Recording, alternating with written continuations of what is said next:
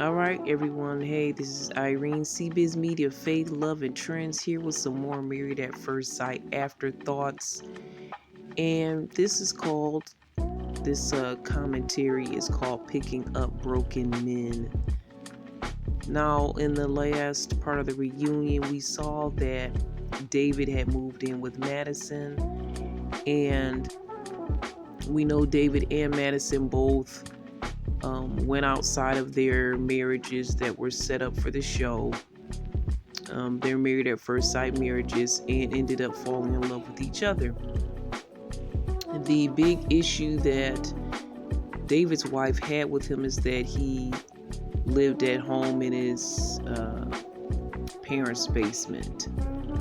But for Madison, that wasn't a thing. Maybe it was a factor for her, but not a big factor. She said, she talked to him about when was he going to be able to move out of his parents' basement. And he said, well, probably about 6 to 9 months. But she said things were progressing so quickly with them that she wanted him to move in with her. And then during that episode also, one of the other wives, Camille, she took up for David, saying that, he kind of got a bad rap. People look at him a certain way because he's living in his parents' basement. But he's a good guy. And okay, we're not disputing that somebody can be a good person and live in their family basement. We can see that that's possible, but it was kind of weird how she took up for him. So I'm calling this Picking Up Broken Men because I see two women here. And I'm sure that these aren't the only two women, but these two women I feel enabled David, just as he's probably been enabled by his mom. Who knows who else is in his life that's enabled him, because he's a good guy, because he's a nice guy. Everybody's like, well, we'll make allowances for him. And I'm sure not Michelle, that's his ex-wife from the show. I keep getting Michelle and Madison mixed up, their names. And I'm sure Madison is like, well, I love him so much. I don't want people looking at him as like some type of basement dweller, mama's boy. So I'm going to save my man out of this situation, and I'm going to have him live with me. And people can't look at him that type of way and maybe stick their nose up at his situation, because now he's living with his girlfriend, he's living with me. So I saved him out of that situation. And then people like Camille take up for him and say, oh, it's okay. To me, I feel like you have to weigh out the circumstances in the situation. I'll never put anybody down for their living situation. I don't have the most ideal living situation myself. So I'm not going to put anyone down for that. But I'm also going to if I'm not in the best living situation, I'm also not going to go on a dating reality show or a show where I actually have to marry people and then they have to know all of my business. They have to know that, I'm not in the best situation that I would like to be in, but I still want to get married. To me, it seems like you should try to work on yourself before getting on a show like that. At least have most of your ducks in a row. No one's ever going to be perfect. But to me, I think it's kind of crazy. And I know he's not the first person to do this. I feel that in the past on this show and probably on other reality shows, people have been going on and not been in the best situation in their life. He's definitely not down and out. He works a couple of jobs. He may just really feel comfortable living at home. His ex-wife, Michelle, who had the biggest issue with him, said his money was looking funny to her. She felt like because of his age and everything, he's like 36, that he should have more money saved and have more finances. But I just feel like he if he's in that situation, there's still an apartment that he could find. There's people that get roommates and they move out and they may move in with another relative who also may need a little help, maybe with a cousin or a brother or something like that. But it's this whole stigma of living with your actual parents that you're kind of just still in a childhood phase. But if he really wanted to make those moves, I think that he could. I feel like he didn't have a strong motivation to do so. And maybe because he has all these people enabling him, saying it's okay, patting him on the back, patting him on the head, even his girlfriend rescuing from the situation, now having him move in with her. And it sounds like even depend on her because he said that she was the breadwinner. So it's showing me that I don't know how much money he really is making, but is he contributing to the home? All these things I need to know. Is there certain bills that he's paying? They don't have to exactly have a 50-50 relationship, but being a man, I feel like he should at least be doing 50% of something within their lifestyle.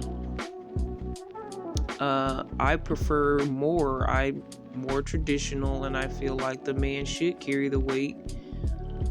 But I think I mentioned this before. I think you need to be compatible with who you are seeing, and that even means financial compatibility. I do see men that date up. I see men that date so-called boss women, and the expectation for some is that, hey, he needs to level up, and for others, like for David being enabled like this, is that, hey, I'll take care of you and I'll carry you. And it's all in what you want to do, though. I mean, people want to live that lifestyle, that's fine. But I think it's the people in his life that are allowing this and maybe in a way arresting his development and not motivating him enough to his full potential of what he could do and what he could be. And again, he's got a couple jobs. He may be happy there. It's all in, okay, you do have this much money, what do you do with it? You probably could have moved out of your family's house, but chose not to do so. It's really the whole concept of picking up a broken man is you can work with a broken man, but you can't work with a man that's just broke. And I don't mean by financially, I mean by there's certain things and issues that he has that you cannot overcome, and he has to overcome them. That's, I feel, the problem is that we try to fix broken parts of people that they need to fix themselves. It's unfixable for you. The partner cannot fix this. The person has to fix this. The person has to want this and do this. Now, maybe she doesn't feel like it's an issue, and all his life he will be leaning on a woman, and this will be his life and his lifestyle. He can easily do that from this point. I mean, he's living with his girlfriend. A lot of people live with their partners. If nobody talks about finances, you can just consider them possibly just either 50-50, or maybe most people would assume that he's carrying all of the financial burden. Unless they're friends and they talk about this and they know the setup of their lifestyle. And then if they get married, if he wanted, he could be the house husband and stay home, and everything will be fine with that. So he could continue that lifestyle if he chose to do so. And again, because like Camille said, he's a good guy. It's no harm, no foul, especially if that's what him and his partner want. But it's just setting him up. And it's so many women that we enable our men, we enable our sons, we enable our brothers. And I think what Michelle did by giving him kind of a kick in the seat of his pants is a little bit more what we need to do. Not to the excessive level that she did so, But I think that David needs a Michelle in his life. He needs someone that is going to push him further and not retreat and feel bad. Because when he retreated and felt bad, and who knows what else is going on in his life, he ran to Madison. She picked up his weeping tears. She dried his tears and picked him back up and tried to fix him, but he's still broken. She's putting him in a better living situation, or at least one where he'll have less judgment. Because honestly, he was living in a basement, but he wasn't struggling like that. He was just being a guy living in a basement, and he was fine with his lifestyle. He didn't really need to be fixed in a detrimental emergency way, but of course he can improve and be a better person and be a better man in life. Hopefully, sometimes they say the right woman will bring that out in you, and that will be great if that happens, but maybe she's the type of woman that will continue to enable him and nothing further will be brought out. I don't know. It depends. It all depends on who the person is and what they want. Sometimes you need someone that's just you can lean on for a bit so you can feel free enough to make some choices and decisions, because sometimes the rat race and trying to keep up with everything, it's exhausting, and you lose yourself within that. It's a struggle out there whether you live with someone or you don't. But they need maybe some space to say, okay, now I can relax enough to figure out what I'm going to do, what I want. Sometimes we need that. But it's all at the end of the day up to that man, his motivations, his desires. And for me, I am kind of a person as well that needs a little bit of motivation. I won't just do things because it's my inclination to do it. There are many things I'll do because it needs to be done, and that's kind of how I operate.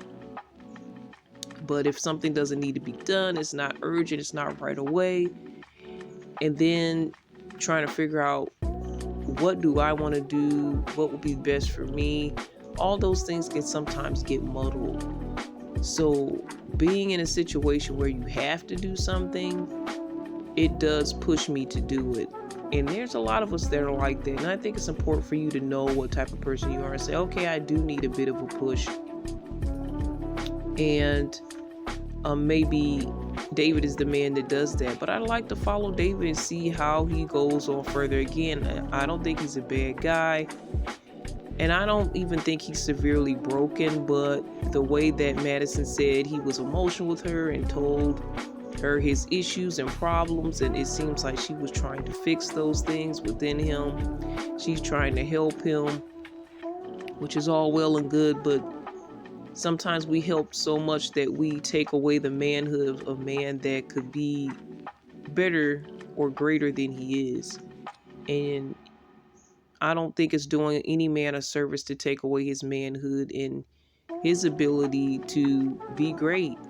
Now, he may never make as much money as you, but if he's confident enough in himself and what he does and he's living his purpose, at the end of the day, that's all that really matters. As long as he's not using women as a crutch, women that feel sorry for him, women that are with him, his romantic partner, and is possibly his wife to be, as long as that's not a crutch for him and he feels confident enough on his own, like if he could leave you today, he knows that he can make it, then I think that's a true test of how strong this man is and this person is. But if he says, no, I could never leave her because I live with her and what am I going to do and all of this, his mindset is already limited to the fact that he's never going to be able to do anything by himself.